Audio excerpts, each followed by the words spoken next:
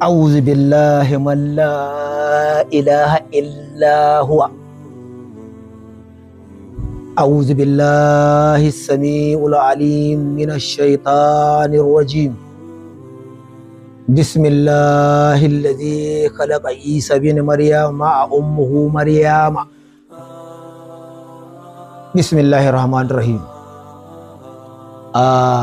na farawa da sunan Ubangijin Yesu, Ubangijin Musa, Ubangijin Haruna, Ubangijin annabinmu, annabi Muhammad sallallahu Alaihi wasallam. Jama'a a gurguje ka in ja lokaci. Ka san duk mutumin da ya zo ya naushe ka a baki, ko ya harbe ka da bindiga bullet ya shiga jikinka. Farko abin da za ka yi ka zare bullet ɗin, in dai akwai zai yiwu. Ka zare wannan bullet ɗin daga jikinka.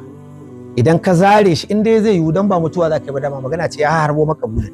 Sai ka zare bullet ɗin, don in ka daɗe za ka mutu. Ka zazzare bullet ɗin, amma in kai wanka ka mai riga ka rufe bullet ɗin a cikin jikinka, ka zo kai pretending kuma ka ci gaba da wata magana daban, to kaga abin da kake gyaran ka bai ba. Wannan shine kalubale tsakanina da duk fastocin nan da nake kalubalanta. Na harba muku bullet, duk ya shiga jikinku bam, kun yi wanka kun sa pampers kun rufe kashi, na buɗe mutane sun ji wari. To ya kamata ku gyara warin, ku cire wannan bullet ɗin. Magana duk da na faɗa, tun daga kan magana da na faɗa akan Council of Nicaea, shine farkon zaman da aka ƙirƙiri Allah uku. Kafin shekara 325 babu wani malamin Kiristanci wanda ya taba cewa Annabi Isa Allah ne, banda mutum ɗaya. Shi ma ba cewa Allah ne ba, saboda yana ɗan kare-karen shi ne, ya sauka akan shoulder ne, ana ce mai Tertullians. In kai google sunan shi za gani. Shi an haife shi a shekara 150 zuwa 160 aka haife shi, wannan tsakanin aka haife shi, ya kuma mutu a shekara 227 da 26 yadda ya mutu kenan. Shi ne ya fara kawo irin wannan ra'ayin a cikin harkar Kiristanci. Wannan rana na ce ranar nan aka fara announcing cewar jama'a Kiristoci su zo a bi tafiyar Trinity. Amma dama na gaya muku ko a baya akwai irin Tertullian, ko mu yanzu a musulunci za a ga akwai wanda za ga suna sauka a shalda. To irin wa'annan da suka sauka a shalda, irin wanda suke cewa akwai alloli da sauransu, to su ne irin Tertullian. Sun koma gefe, gwamnati ta haɗa kai da su, kamar shaka ne yanzu gwamnati ta ce to wa'annan mutanen su za mu iya amfani da su mu karya mutane. Bari mu jawo wa'annan masu haɗa allolin nan, mu haɗa da allolinmu na gwamnati, mu karya izala, mu karya ɗariƙa, mu karya shi'a, duk wata ɗabi'a, duk wa'anda suka yarda da Allah ɗaya a cikin tafiyar musulunci, a karya su, a ƙoƙone su, a fi ƙarfinsu da gwamnati, a yi amfani da wannan madafar ta Tertullian. Shine abin da aka yi amfani da shi, aka kafa Trinity, inda mai ja in ya isa ya kawo tarihin da ya fi nawa. Ba magana ce ta Google da kuke magana na ce Google ba, a'a kai in ka ga dama ma ka tafi SMS message ka ce a zalubo, idan aka sa a message SMS za a gani. In dai an gani an gano, ko ka faɗi wani guri a cikin littafin ka wanda zai ƙaryata maganar da dai wannan cewar, ko ka kawo inda Trinity ya zo a cikin littafin kunna Bible, ku kawo inda Trinity ta zo, inda aka faɗi Trinity, Allah ɗa, Allah uba, Allah ruhi mai tsarki. Kamar wannan shine addinin naku, shine ikirarin naku, ku fito da shi a cikin littafin Bible cewar ga inda Allah ko shi Yesu almasihu ko shi ruhu mai tsarki ya ce. Ba maganar wasu mutane 'yan duniya da suke rubutu su ƙara ba. Red line, akwai abin da ake kira red line a Bible, makaranta Bible kun san wannan, shine magana shi Jesus da kanshi, inda ya yi magana akan Allah ƙwara uku ne, ukun nan Allah uku ne, da shi da Allah da ke sama da ruhi mai tsarki. Ba inda zai zo a labari ba, in a labari ne ko a wata aya, wannan ko mu muna da shi. A kiran sallah zaka ji an ce ashhadu an la ilaha illallah, ashhadu anna muhammadar rasulullah. An kira sunan Allah, an kira sunan annabi, amma ba a Allah annabi yanzu.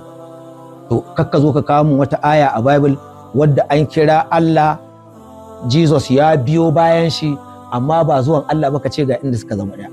In dai inda suka zama ɗaya ne, wallahi na yi challenge ɗin ku, wallahi na san ba ku da ansa.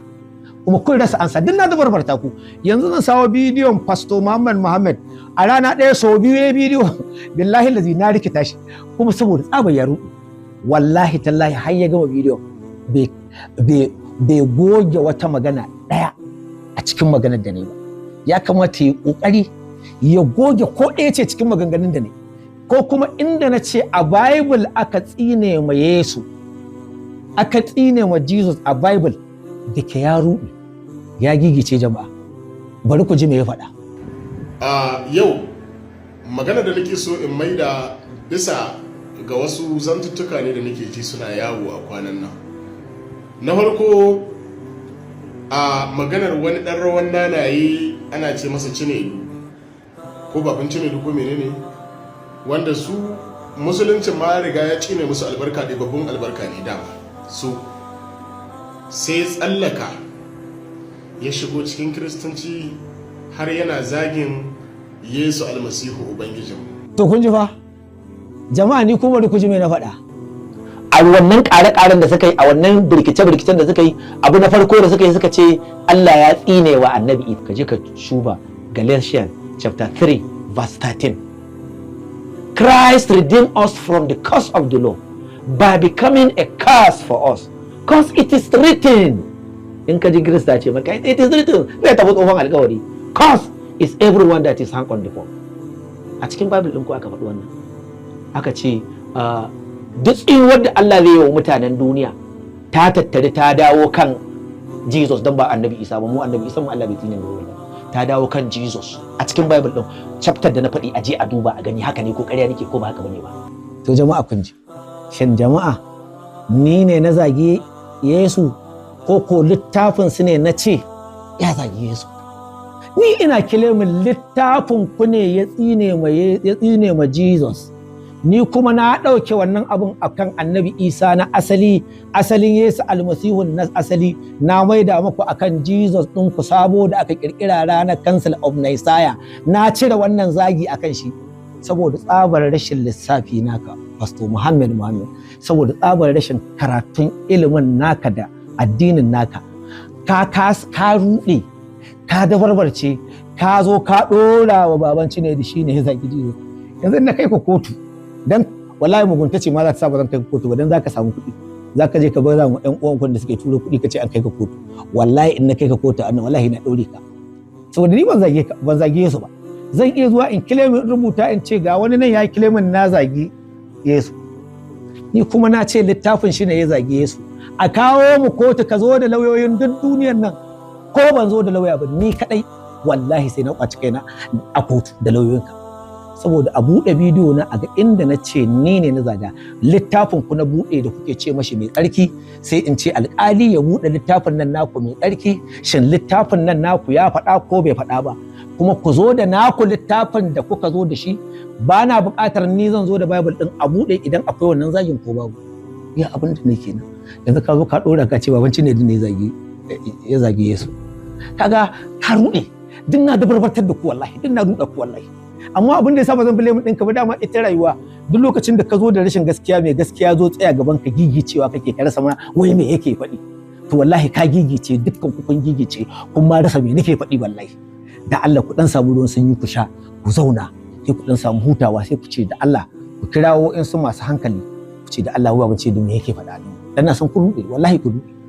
Tunda har yau an kasa samun fasto ɗaya da zai fito ya goge abin da ya kamata ku yi shine cikin abubuwan da na kawo yanzu, kamar inda na ce ga ranar da aka ƙirƙiri Trinity Allah uku ne, lokaci kaza aka yi wannan zama. Abin da ya sa ma na ƙi in buɗe zaman, saboda in na buɗe labarin zaman shi kaɗai ya kai kwana 4-5 ana saurare na 6. Ba zan iya wannan ba, na minimizing ne na ba ku iya wannan ɗan detail ɗin. In ce ga zaman da aka yi, ga yanda aka yi. A wannan zama shi ne aka jaddada cewar an yadda a tafi a Allah uku ba Allah ɗaya ba. Mutanen Arius daga nan su suka ja tasu zuga, kuma na bada labarin tun daga wannan rana 4th century aka yi wannan zama, 4th century, 5th century, 6th century, 7th century, kai har 19th century, shekara 15 ba a daina kona kiristoci wanda suka yarda da Allah ɗaya. kuma na faɗa na ce a wata 6 aka kashe mutum 3,600 da wani abu.